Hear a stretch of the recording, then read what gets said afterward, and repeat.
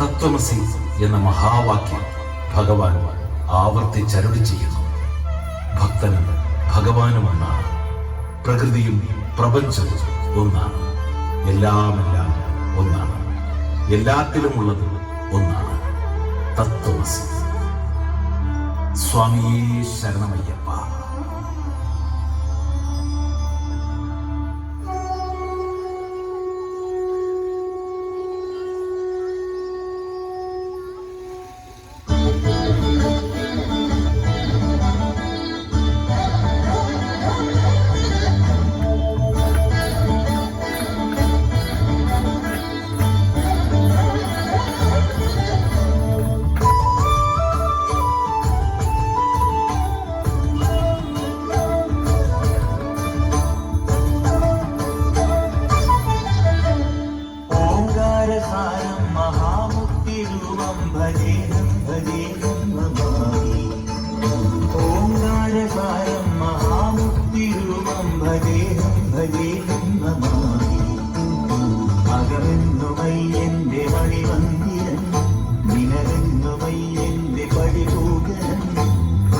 ശിവനോട് ചേർന്നവരു മഴകാർന്നിടം സുന്ദരം മന്ദിരം സുരസന്മരം ഓംകാരസാരം മഹാമുക്തിരൂപം ഭജേഹം ഭജേഹം നമാമി.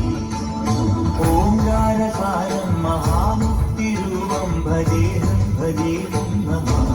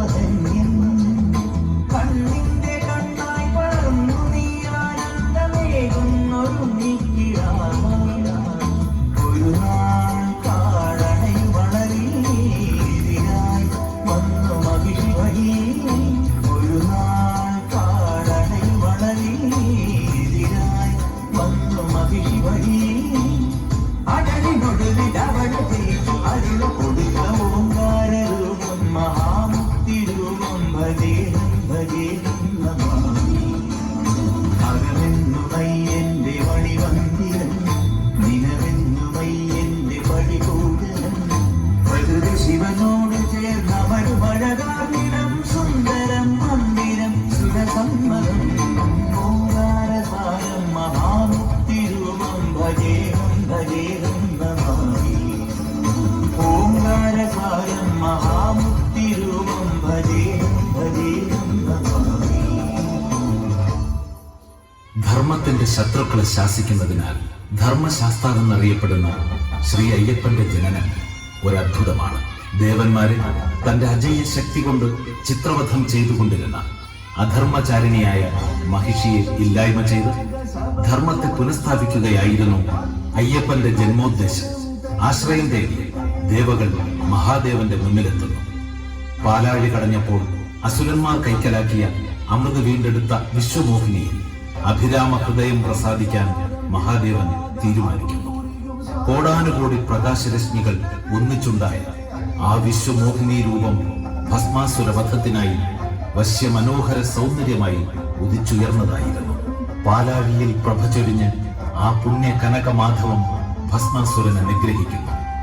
അവളിൽ മഹാദേവൻ പ്രണയപരവശനാകുകയും ശിവമോഹിനി പ്രണയത്താൽ ഇഹലോകത്തെങ്ങും വസന്തം വിടരുകയും ചെയ്തു.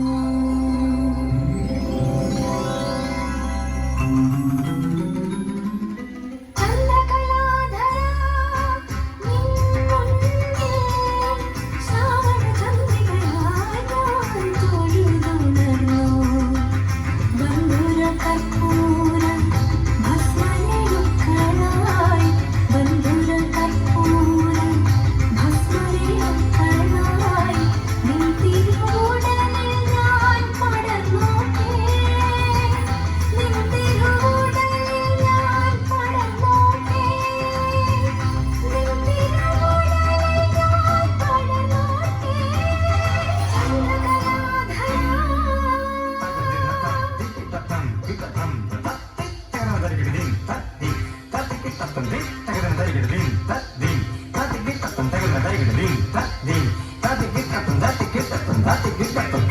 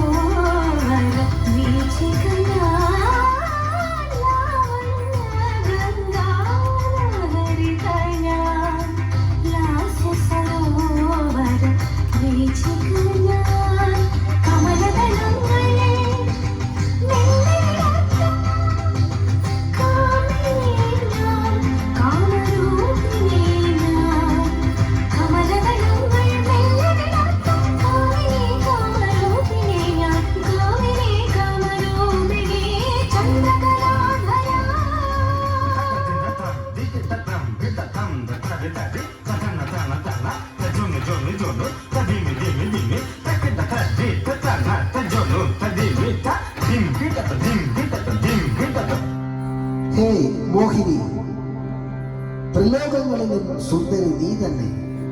നാം അസുര ചക്രവർത്തി ഭസ്മാസുരൻ. നമ്മുടെ പട്ടമഹിഷിയാകുവാൻ നാം ഭഗവതിയെ ക്ഷണിക്കുന്നു. നാം ആരെ ചൂണ്ടുന്നുവോ അവർ ഭസ്മമായി തീരുമെന്ന് മഹാദേവനിൽ നിന്നും വരം നേടിയ ത്രിലോകാധിപനാണ് നാം.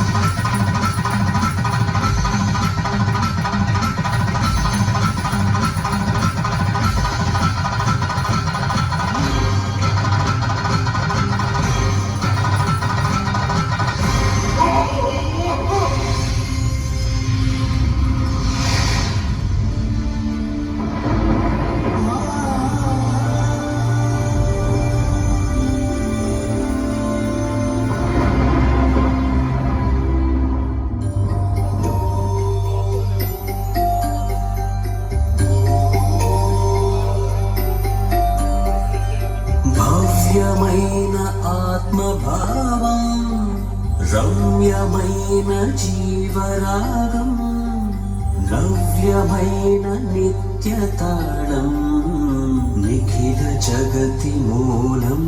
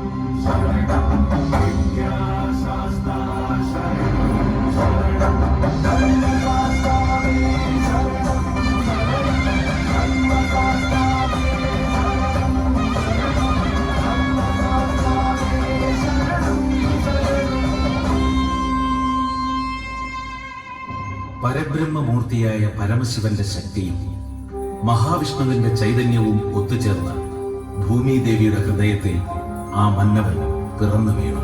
ഘോരവനമധ്യത്തിൽ വേട്ടക്കിറങ്ങിയ പന്തളത്തു രാജാവിന്റെ കാതിൽ ആ പിഞ്ചുകുഞ്ഞിന്റെ കരച്ചിൽ വന്നു പതിക്കുന്നു. പമ്പാ നദിക്കരയുടെ തീരത്ത് കഴുത്തിൽ സ്വർണമണിയോടുകൂടിയ കുഞ്ഞു മണികണ്ഠനെ രാജാവ് കാണുന്നു. മോഹിനീസുതന്റെ പ്രഭാപൂരമായ ചിരിയിൽ രാജാവിന്റെ മുഖം തേജോന്മയമാകുന്നു. അങ്ങനെ മണികണ്ഠൻ പന്തളം രാജധാനിയിലേക്ക്. തിങ്കൾ കല പോലുള്ള ആ പൈതലിൻ മുഖശ്രീ പന്തളത്ത് റാണിയുടെ മനസ്സിലും മാതൃസ്നേഹം നിറച്ചു.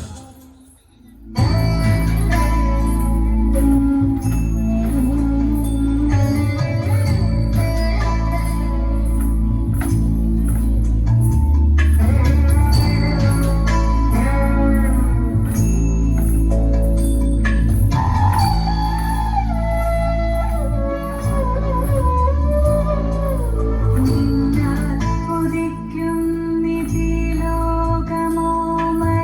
നിൻ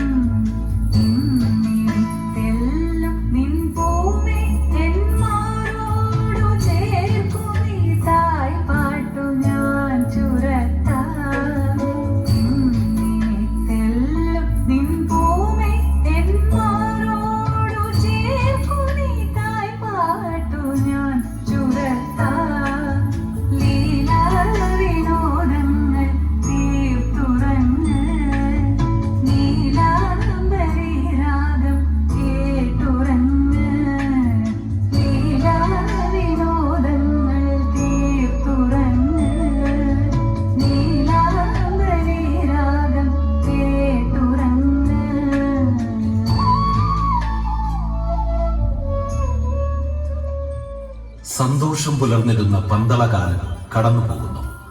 മണികണ്ഠൻ വളർന്നു. ഗുരുകുല വിദ്യാഭ്യാസത്തിലൂടെ ആയോധന കലകളിലും ശാസ്ത്രത്തിലും മണികണ്ഠൻ പ്രാഗൽഭ്യം നേടി. 4 വേദങ്ങളും 6 ശാസ്ത്രങ്ങളും 18 പുരാണങ്ങളും 108 ഉപനിഷത്തുകളും പുറമെ ഉലകിലെ എല്ലാ ആയോധന കലകളും ഹരിഹരപുത്രൻ പയറ്റിത്തെളിഞ്ഞു. വർണ്ണമനോഹരമാലകൾ ചാർത്തിയ പന്തളം രാജവാടികൾ അവന് വേണ്ടി നൃത്തമാടി.